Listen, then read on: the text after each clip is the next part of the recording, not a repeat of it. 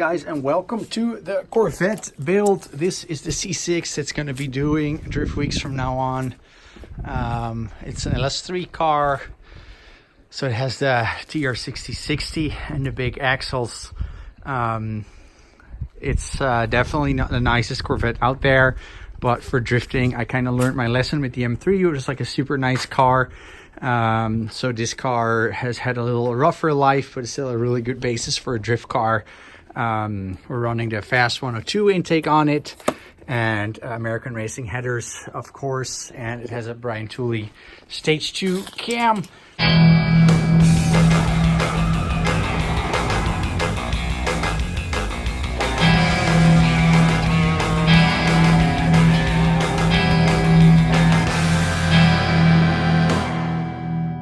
As you can see, this is a completely different power steering cooler than what most people would run.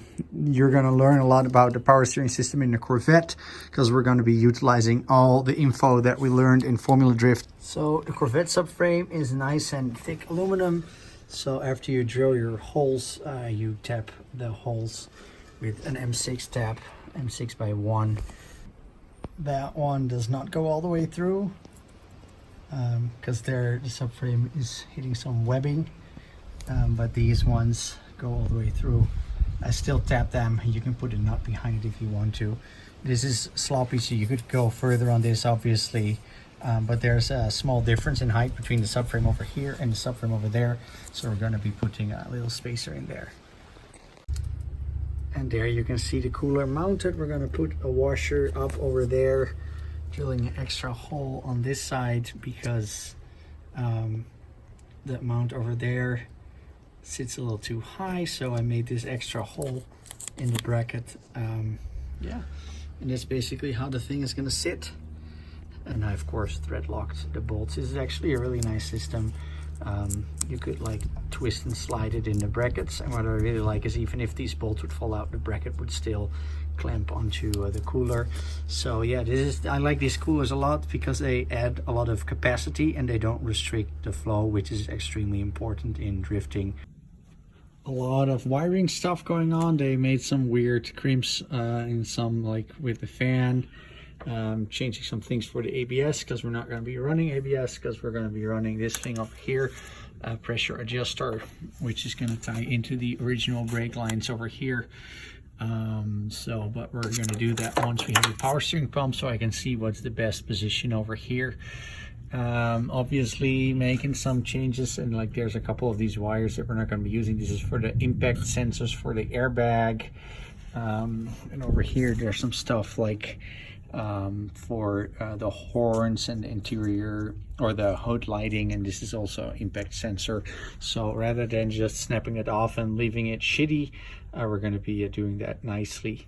Yeah, we got the underdrive balancer on it over here, SFI rated balancer. It's going to slow down the water pump, the alternator, and the power steering pump. Obviously we only run turn 1 pumps, or one super quick turnaround. They're going to be getting that for us. And there you can see a little bit more of how I run the brake lines, which is now a dash. So as you can see, American Racing headers, there's not a lot of room for all kinds of things. So moving the, you can see them under the car. That's where they are. That's the original oil cooler line that we took off with an adapter. And these are the trans cooler lines that we're also going to be taking off. So trans cooler is going to be moved to the back. We're going to be running an oil cooler in the front, but we're going to be running dash 10 lines rather than these things over here. So yeah, that's basically what's going on. I told you guys we are running some upgrades on the power steering system. This is a huge reservoir. It's a lot bigger than stock. It's billet. It has some fins, and it has a screw-on filter in case something breaks on your power steering system. Then you won't destroy everything else. So that's the reservoir we're running in the Formula Drift car, and that's the same reservoir that we're going to be running on the Drift Week car. We're also putting on this amazing Turn 1 pump, and Turn 1 is hooking us up over here with an HP2 pump, which is their highest rated pump. Super nice piece with a billet pulley on it. It has a SKF high temp bearing. It has the supercharger upgrade, although this car is not going to be a supercharger, but might as well. And most importantly, it has this thing over here, which is the pressure fitting, an extended -6, so you don't have to screw around and fit all kinds of hose clamps and stuff in between here where the original fitting sits. That's a super nice thing. Like I said, we run this same pump on the FD car. Really happy with it. In my opinion, the only pump you want to run. And it's going to work really well with the underdrive pulley. As you can see, we have the rack back in the car. Not sure if this rack's going to be great. It was a rack that came with the car. It was pretty dirty. This line I replaced with a different line that I had on my black Corvette. That's going to be a pro car build that we're not doing yet. We won't be doing that until next year, or 2023, which is in a couple weeks.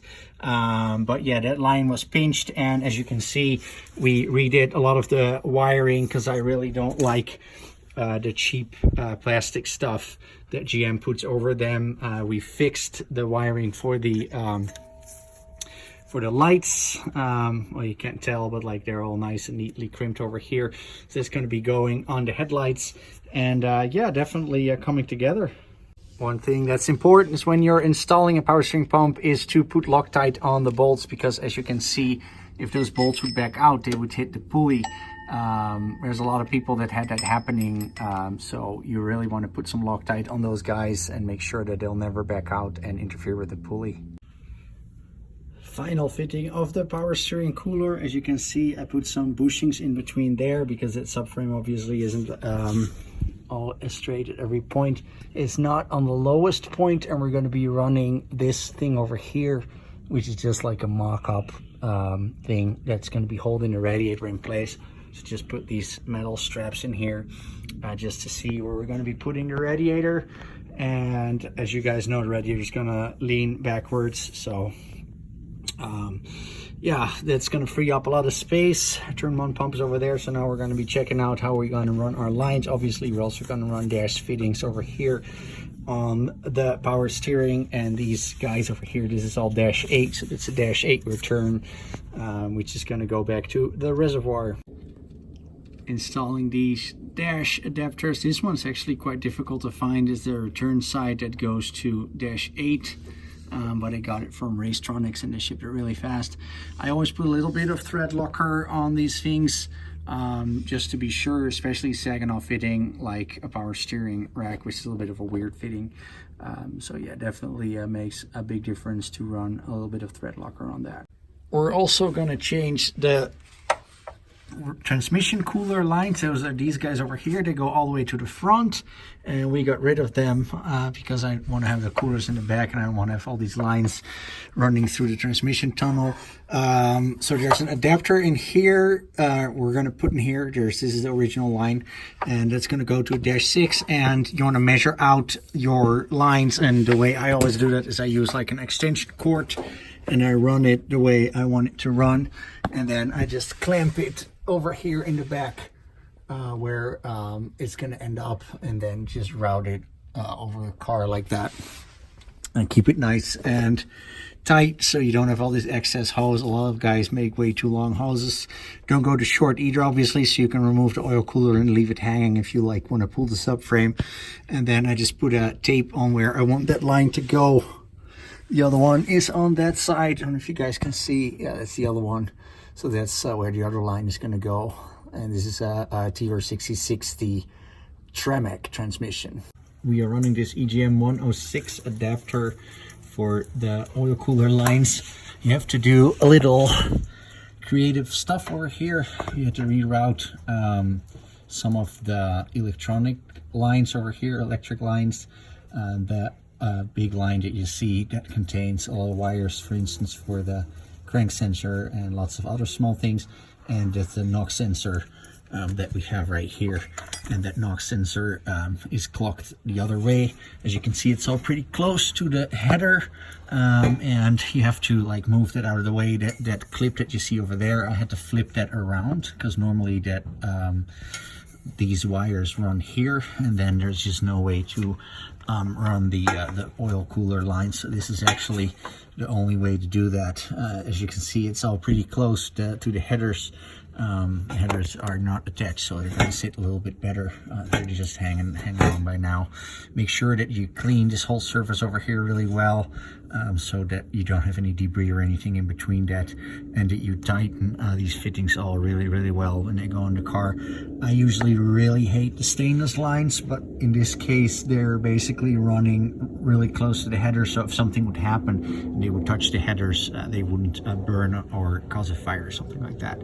So yeah, this little thing over here is a good solution, because you don't need to use a sandwich plate, which will bring the oil filter housing or the oil filter itself down. Yeah, so but keep in mind, for the Corvette at least, you need to reroute these wires, and I trimmed off a little bit of the insulation for the knock sensor. I took this off and just basically moved this around. When you're doing it, it will make a lot of sense, but yeah, just keep that in mind.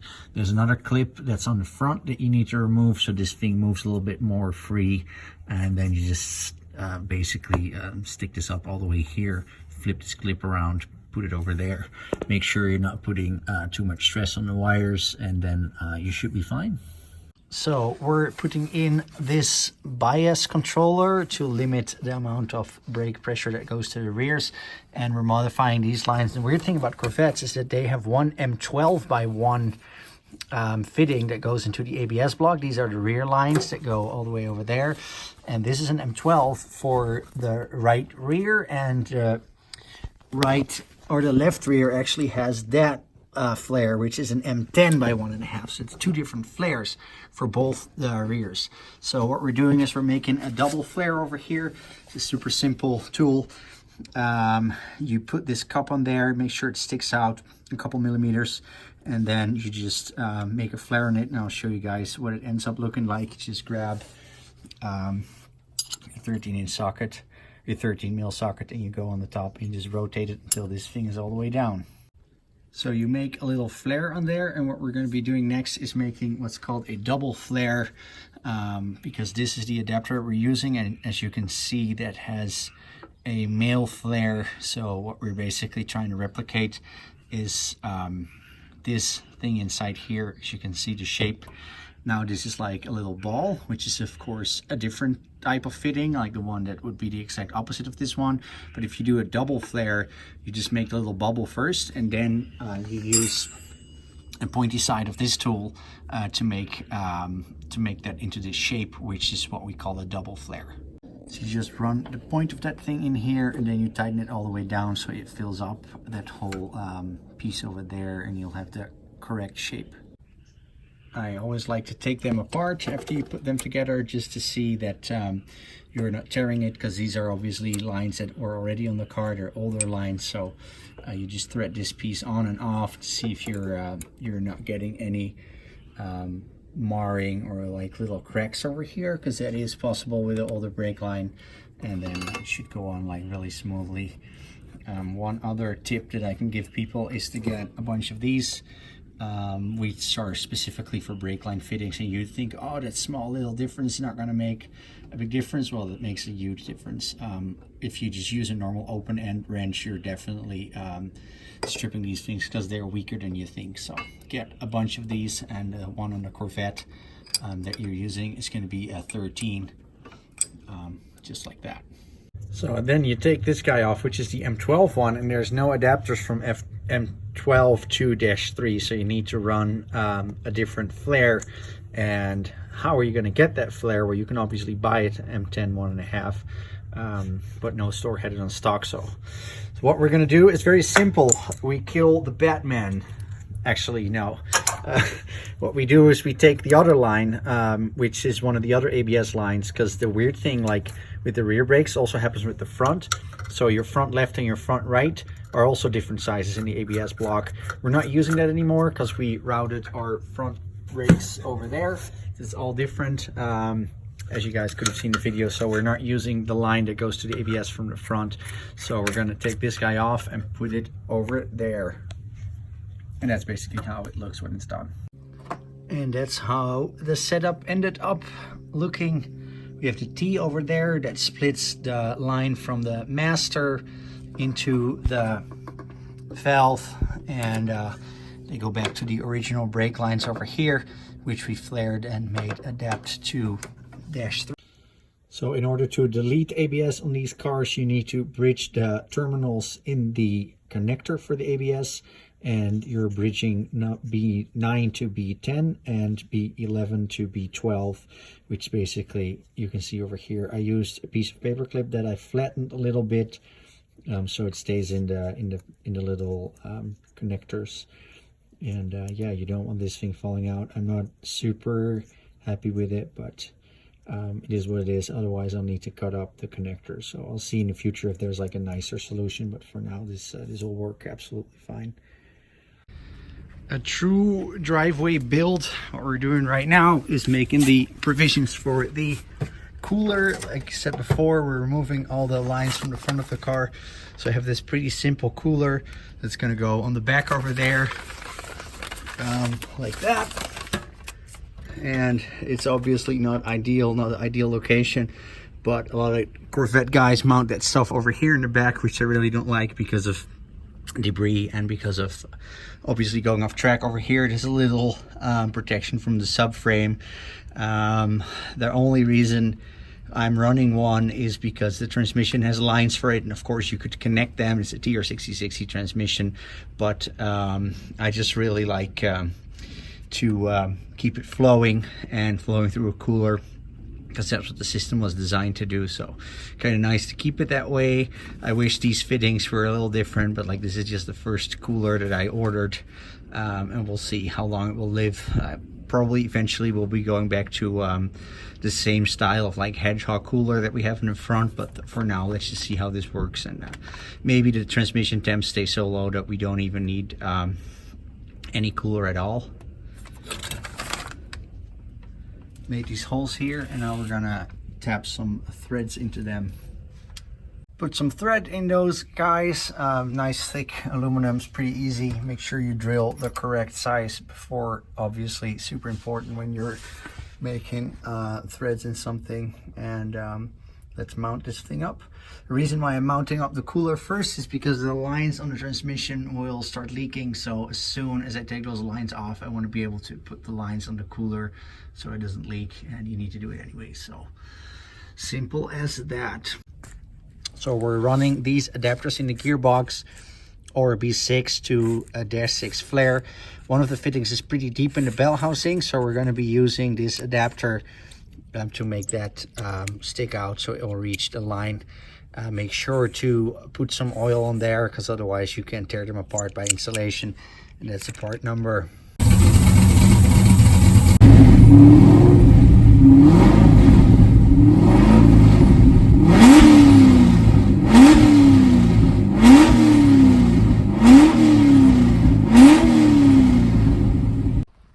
There we go. Got done what we wanted to get done for right now for this visit. Definitely, as always, building the car from the inside out. So all the cosmetic stuff is what we're going to be doing after the technical stuff. I think it's a pretty good platform. We'll have to see if it's as reliable as the M3. So far, Corvette electronics have not proven to be the best on Drift Week. The car came without the passenger or the driver's side fender, so I took that from my other vet.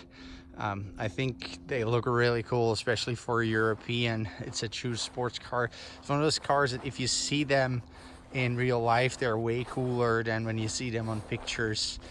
Obviously we got to stance it out a little bit. Looks a little weird right now. It's also, the ground's a little uneven. But yeah, it's definitely going to get the 945 garage. Body kit, obviously. Wise Fab, we're going to do some upgrades to a lot of other parts, like the seating and some safety stuff, because these Corvettes, they burn down, so we don't want that, obviously. So that's a couple things that we still have to do. I'm really happy that we've done some of the more fundamental technical stuff, like the balancer, of course, in the power steering system. That's what I mean by building cars from the inside out. I don't really care that it looks a little shitty from the outside, because that's just what you do last. And yeah, let's just see how this thing will we'll do on Drift Week, and we'll have plenty of days in California to have fun with this car as well. You can see the oil cooler from underneath the car. I think it looks pretty cool that you can see it from behind. Let's see if it works in that location, see if it's not too fragile, and yeah, let's have some fun with this. In the next video, we'll install the Wisefab kit for OEM knuckles, which is going to be on this car, and the Pro kit is going to go on the black C6. So stay tuned for the rest of this build. Don't forget to take a look at our website as well, einzel.nl. We ship worldwide, of course, Wisefab, field suspension, our own brand Einzel, gearboxes, quick change differentials, axles, all kinds of things. A lot of fabrication components, of course, air jacks, subframes for quick change, you name it. Drop us an email and we'll hook you up.